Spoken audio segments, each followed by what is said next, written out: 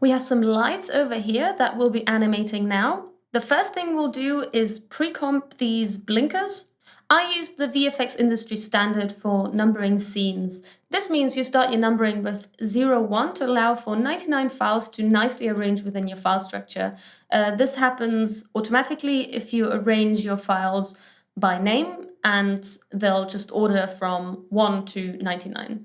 Additionally, there is a 0 at the end of 0, 1 as a failsafe. You end up with a triple numeral, 0, 1, 0. This is in case I want to add a scene in between my existing file structure.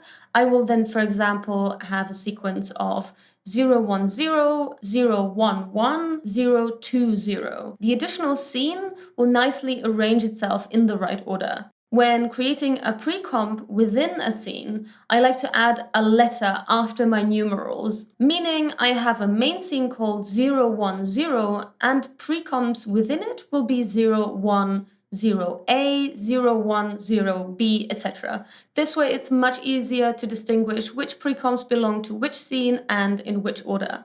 So as you can see, this is where our pre-comp is. So as mentioned in the beginning, we'll always add a marker to the beginning of our pre-comp and trim it. Now we'll jump inside. We have 2 sets of blinkers with 3 stages each. This is stage 1, 2, 3. And we now want to fade them in and out. We'll start with this one, and we'll add an opacity keyframe. This time we'll go forward 60 frames, and we'll fade this in. We want this one to be at 0, and we'll copy this keyframe, and we'll add some easy ease. This will be the end of our scene, so we'll move this end marker over here.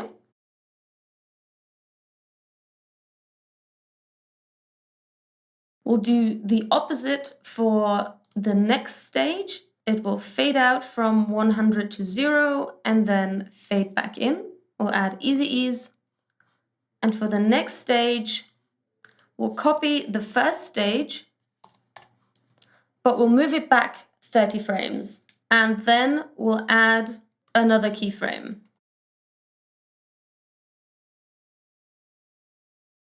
We'll now do the same with the second set of blinkers. I'll speed up this part.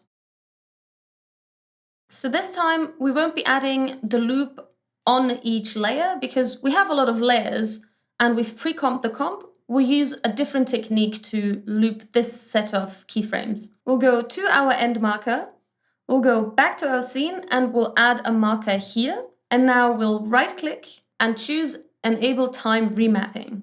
We'll now add a keyframe at the end of our animation and at the beginning, and then we'll remove the very end keyframe and the start keyframe.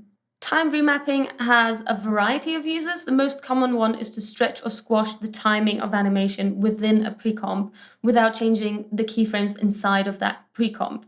If you want an animation to play faster or slower than you had originally animated it, you can adjust this by moving the time remapping keyframes on the pre-comp. The time is counted from the first keyframe at the beginning of the timeline that we just removed and the last keyframe, which we also removed. We are adding our own keyframes and removing the first and last because we want to manipulate our animation from our start point to our end point.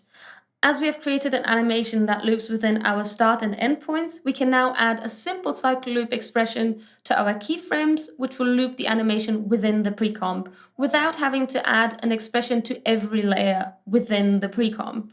Using fewer expressions makes subsequent edits easier, as you don't have to change each individual layer, and in many cases it will also reduce preview and render time.